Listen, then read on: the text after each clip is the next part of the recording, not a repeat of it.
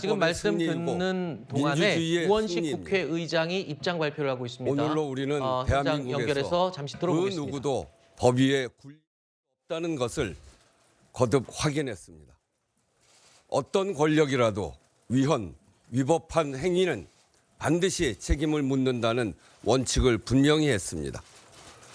법치주의는 국민 주권과 민주주의를 실현하는 강력한 수단이고 누구도 흔들 수 없는 민주공화국의 근간입니다.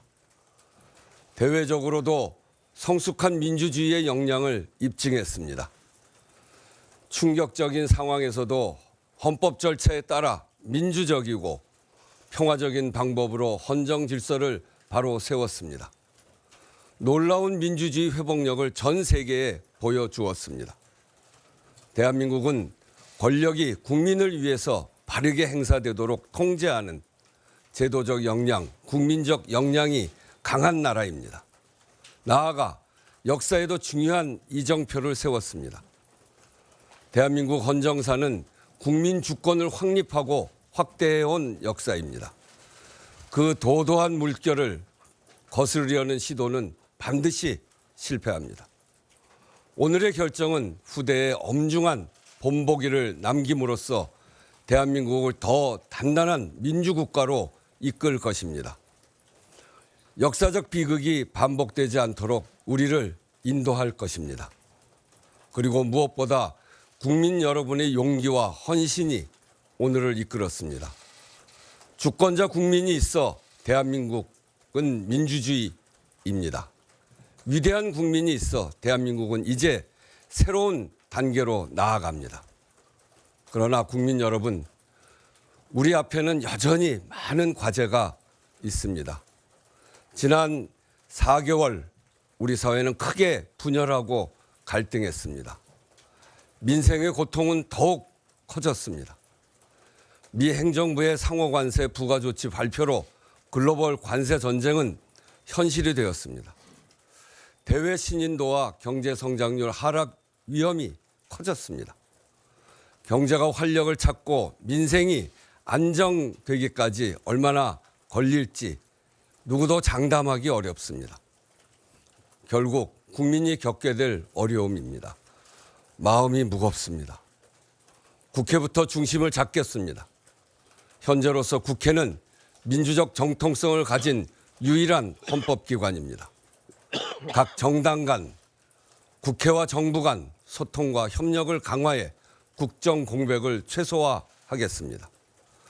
바쁘게 진행될 대통령 선거 일정이 국정 현안의 블랙홀이 되지 않도록 국회, 정부, 국정협의회가 분명한 역할을 해야 합니다. 신속한 추경을 비롯해 당면 과제를 빈틈없이 챙기는 일이 중요합니다. 그래야 새로 출범할 정부가 빠르게 연착륙할 수 있습니다. 민생과 경제, 통상 외교의 어려움을 해소하는 데 제대로 국정 역량을 투입할 수 있습니다. 정부와 정당, 국회가 함께 책임감과 경각심을 가지고 현안을 지혜롭게 풀어가도록 힘을 모아주시기를 부탁드립니다. 조기 대선은 헌정 회복과 국정 안정을 위한 헌법 절차입니다. 선거가 공정하고 안전하게 치루어지도록 관련 부처와 기관은 만전을 기해 주시기 바랍니다. 존경하는 국민 여러분, 지금 대한민국에 해결해야 할 가장 중요한 문제는 극단적인 갈등과 분열을 해소하는 것입니다. 상처가 깊고 아픕니다. 회복하고 치유하는 길이 아니면 앞으로 나아갈 수 없습니다. 오늘의 결정이 대한민국의 새로운 전기가 되도록 함께 합시다. 나라를 걱정하는 마음에는 좌우가 없습니다. 성별도, 계층도, 지역도, 세대도, 종교도 없습니다. 그러나 모든 마음을 모으기 위해서 꼭 필요한 것이 있습니다. 의견이 달라도 서로를 존중하고 우리 모두가 대한민국 국민이라는 사실을 잊지 않는 것입니다. 혐오와 적대, 배제와 폭력을 단호히 거부하는 것입니다. 이것이 대한민국이라는 공동체를 지키는 길이고 통합의 출발입니다. 특별히 각 정당과 정치권에 요청합니다. 정치적 입장의 차이와 갈등을 헌법과 법률의 틀 안에서 해소하고 다양성을 경쟁력으로 승화시키는 것이 정치가 해야 할 일입니다. 대립과 갈등, 분열을 부추기는 일체의 행위를 중단합시다. 극단적 대결의 언어를 추방합시다. 당장은 표를 더 얻는 것처럼 보이겠지만 정치 기반과 사회 신뢰를 무너뜨리는 것입니다. 태도가 리더십입니다. 지도자들부터 포용과 연대의 모범을 보여주십시오. 통합의 리더십으로 지칠 대로 지친 국민의 마음에 위안이 되어주기를 간곡히 바랍니다. 존경하는 국민 여러분, 이제 대한민국은 새로운 출발선에 섰습니다. 국민의 뜻이 모인 길이 대한민국이 나아가는 길이 될 것입니다. 우리에게는 식민 지배와 분단, 전쟁과 독재의 캄캄한 터널을 뚫고 산업화와 민주화를 동시에 이뤄낸 저력이 있습니다. 국민의 광범위한 참여로 외환위기와 코로나 팬데믹을 극복한 자산이 있습니다. 세계가 놀란 민주주의 역량, 위기 극복 역량, 그것이 우리 안에 있습니다. 대한 국민의 자부심으로 세계 민주주의의 본보기로 모두 함께 나아갑시다. 우리는 대한민국입니다. 고맙습니다. 네, 이상으로 헌재의 윤석열 대통령 파면 선고에 즈음한 우원식 국회의장의 모두 마치겠습니다. 대국민 담화 발표 내용을 들으셨습니다. 위헌과 위법은 반드시 책임을 지게 된다라는 점, 그리고 또 법치주의는 민주주의의 근간이라는 점을 이번 헌법재판소의 심판 결과가 확인을 해줬다라고 평가를 했고요. 그리고 또 성숙한 민주주의의 역량을 보여준 결과다라고도 표현을 했습니다. 그리고 민주적이고 평화적인 방법으로 위기를 극복해 나간 이 상황을 평가를 하면서 이 부분을 강조했습니다. 국회의 역할이 이제 중요해졌다. 조기 대선 국면으로 접어들면서 이제 남은 기간 동안은 국정 공백을 메울 수 있는 국회의 역할이 매우 중요해졌다라고 평가를 했습니다. 그러면서 대통령 공백 상황에서 현안을 해결하기 위해서 한덕수 국무총리 등 권한대행 등 협의를 통한 국회의 역할을 매우 강조했습니다. 그러면서 정치가 해야 할 일은 통합이다, 화합이다라고 하면서 분열을 조장하는 일체의 행동을 경계해야 한다는 말도 빼놓지 않았습니다. 우리 국민은 위기 극복의 역량이 강한 국민이다라면서 이제 응원의 메시지도 함께 하고 마무리를 했는데요. 제가 조금 전에 여쭤봤던 부분이 이거였습니다. 국회는 포용과 통합을 해야지 분열을 해서는 안 된다. 뭔가 좀 파격적인 포용의 메시지가 있어야 하지 않을까 했는데 우원식 국회의장 입에서 나왔습니다. 앞으로 글쎄요, 뭐 극박한 상황에서는 여야가 또는 국민의힘과 민주당 길거리에서 이 반대의 의견을 외쳤지만 이제는 정치권이 앞장서서 좀 통합에 앞장서야 될 때인 것 같습니다. 국회의장도 이걸 선언했습니다. 그렇습니다. 이제 조기 대선이기 때문에 투트랙이 될 수밖에 없는데요. 각 대선 주자들은 오늘 당장부터 대선 일정으로 나갈 거고요. 그와 별개로 국회는 국회의장 중심으로 지금 이미 구성되어 있는 여야정 협의체가 있습니다.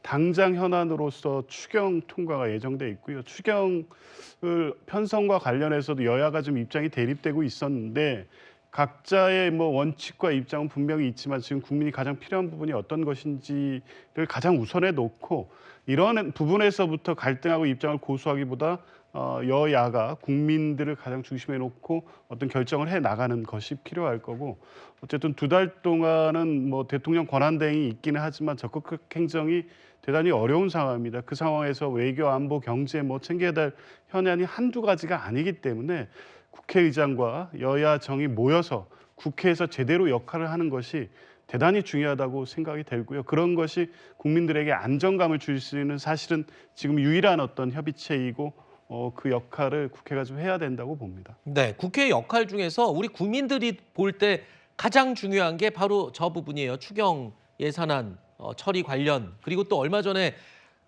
비극적인 산불 이후의 조치들도 지금 구체적으로 진행은 안 되고 있거든요. 이런 것들을 국회에서는 이제 지금까지 보여줬던 모습과는 판이하게 다른 어떤 추진을 보여줘야 될 것 같아요. 그렇습니다. 어찌 됐든 지금 현재 국회를 이끌고 있는 다수당은 더불어민주당이고요. 추경이라든지 뭐 산불 관련 특별법이라든지 여러 가지 민생 현안이 그동안 윤석열 대통령 탄핵 심판이라고 하는 중대한 어떤 선거 사법 일정에 막혀 있었습니다. 자, 이것이 오늘 해소가 됐습니다. 그렇다면 저는 이 시간부로는 정말 대화와 타협의 정치가 60일 동안 필요하고요. 거기서 이제 해야 할 일을 좀 해야 됩니다. 그런데 그렇다면 제가 봤을 때 가장 첫 번째 과제는 최상목 경제부총리에 대한 탄핵 소추를 처리하는 것입니다. 왜냐하면 지금 이 통상 전쟁, 관세 전쟁, 그리고 지금 F4 협의체까지 긴급 가동하고 있는 이러한 절체절명의 경제 위기, 대외 리스크 속에서 경제 사령탑마저 또 손발을 묶겠다. 이것은 지금 방금 우원식 의장이 말한 그런 정치의 역할과는 완전히 정면으로 배치되는 것이거든요. 아마도 저는 조만간 마흔여 재판관에 대한 임명도 이루어질 것이라고 예상을 합니다.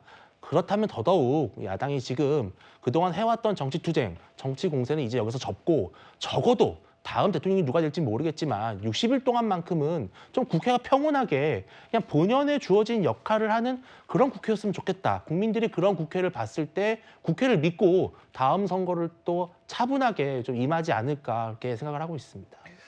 조기 대선을 앞두고 지금 중도의 마음을 누구도 갖지 못했다는 전제 하에 얘기를 한다면 앞으로 국회가 어떻게 하는지를 지켜보고 그 중도가 움직일 것 같습니다. 근데 사실 국회 저 말씀을 쭉 듣다 보니까 그 유체이탈식 화법을 쓰시는 것 같아요. 우원식 국회의장이요? 국회가 책임이 크죠. 네. 대통령의 책임 못지않게 국회가 책임이 큽니다. 대통령 파면됐지만 파면됨으로써 대통령에 대한 책임은 일단 추궁이 됐어요. 그러면 이 정치적인 극단 대립을 통해서 국익마저 훼손하는 여러 가지 국회 입법 활동 내지 탄핵 활동 이런 부분에 대해서 의장이면 유감 표명해야 되는 거 아닌가요? 헌재 결정문에도 대략의 과정은 나와 있지만 이런 식으로 민주주의 회복이라고 말씀 주시는데 민주주의 회복을 국회 내에서 민주주의가 언제 있었나요? 저는 개인적으로 물론 의석수로 하면은 그 민주적인 절차라는 할 말이 없습니다만은 수기 과정은 다 생략하고 의장님께서 사실은 양당의 원내대표를 붙잡고 끝까지 가는 경우도 많지 않았고 그래서 저는 개인적으로 의장님께서 국회 운영에 있어서 민주주의를 말씀하시는 게 어색하게 들렸다는 생각이 하나 있고 지금부터라도 어쨌든 유감 표명하시고 앞으로 국회 운영은 조금 더 수기 과정을 중시하는 이런 국회 운영으로 좀 잡아가겠다. 네. 양당도 협조해달라. 이 정도의 어른으로서의 말씀이 더 어울리지 않았을까라는 생각합니다. 네. 국민의힘과 민주당 양측의 입장이 워낙 첨예하게 대립했기 때문에 다른 목소리를 냈던 거는 뭐 그렇다 치고라도 국회의장이라면 도의적인 또는 전체적인 국회에 책임을 지고 뭔가 좀 유감과 사과의 메시지를 전하는 게 필요하지 않겠냐. 지금 그런 지적도 하시네요. 유감과 사과의 메시지는 저는 의장님 혼자서 내실 거는 부적절하다고 생각하고요. 아마도 저는 여야라고 하면 안 되는군요. 이제 양쪽 당 대표들을 다 모아서 자, 우리가 이제 국회 운영을 어떻게 할 것인지에 대해서 함께 논의하고 함께 거기에 대해서 지금까지 뭔가 불편함을 드렸던 국민들께 눈살 찌푸리는 행동을 보여드렸다면은 그에 대해서 국회의장과 함께 우리들이 같이 유감을 표합니다. 사죄를 드립니다. 이런 식으로 가는 게 맞지. 뭔가 그 국회의장으로서 갖고 있는 그 역할 이런 것들이 혼자서 지금 이 상황에 대한 책임을 지고 뭔가 유감 표시할 상황은 아니다라는 말씀을 드리고 싶고요. 물론 그런 건 있습니다. 우리 원래 대한민국 국회는 합의형 의회를 추구해 왔습니다. 그리고 대한민국 국회의장에게는 중립형 의장을 추구하도록 요구받아 왔죠. 근데 뭔가 그 정치가 하도 극단의 상황으로 치닫다 보니까 합의형 의회보다는 다수결 의회로 넘어가고 또 그 중립형 의장이 아닌 뭔가 정당의 대변자형 의장을 요구하는 그런 정치 문화들, 정치적 흐름들이 있었거든요. 그 안에서 갈등과 고민을 많이 했던 우원식 의장의 모습을 저는 봐왔기 때문에 충분히 우원식 의장께서는 협치나 아니면 그 정상적인 국회 운영을 되돌리기 위한 의지가 저는 있다고 봅니다. 그렇기 때문에 그런 마음들을 표하기 전에 일단은 정상화를 요구하는 양쪽 정당에 자 우리 이제 희망의 메시지를 드립시다라는 거를 선제적으로 먼저 말씀하신 거기 때문에 추후에 분명 의원식 국회의장은 진심 어린 뭔가 사죄나 이런 것들도 전 추가적으로 하실 거라고 보고 있고요. 네. 근데 저는 아까도 말씀드리지만 이런 모든 정상화가 이루어지기 위해서는 아까 조만간 그 마은혁 재판관을 임명할 것이다라고 말했는데 즉시 임명해야 됩니다. 즉시 임명하게 된다면 최상목 권한대행에 대한 이 탄핵 소추도 저희 당이 물을 가능성도 좀 매우 높다고 생각하거든요.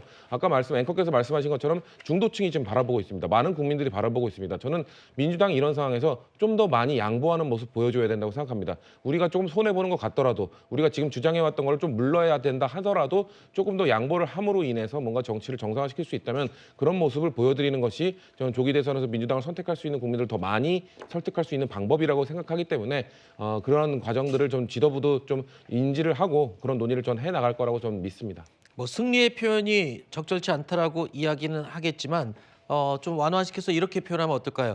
양보라는 건 조금 더 가진 사람, 마음의 여유가 있는 사람이 먼저 내밀 수 있는 손, 그게 양보가 아닐까 싶거든요. 그래서 아까 말씀하신 민주당이 지금 조금 더 양보라면은 양보를 했으면 좋겠다라고 했는데 그게 뭐 최상목 권한대행에 대한 탄핵을 멈추는 것이든 또 마은혁 재판관에 대한 임명에 대한 문제를 가지고 또 다른 또 반목을 일으키지 않는 부분들 뭐 이런 것까지 다 포함이 되는 것 같습니다만 일단 중도층 국민들 대부분이 지켜보고 있습니다. 앞으로 국회가 우원식 국회의장이 밝힌 것처럼 지금의 남은 대통령 공백 기간을 충실하게 그리고 국민들이 안심할 정도로 이끌어 나가고 협의를 해줄지 이 부분을 계속 지켜볼 것 같습니다.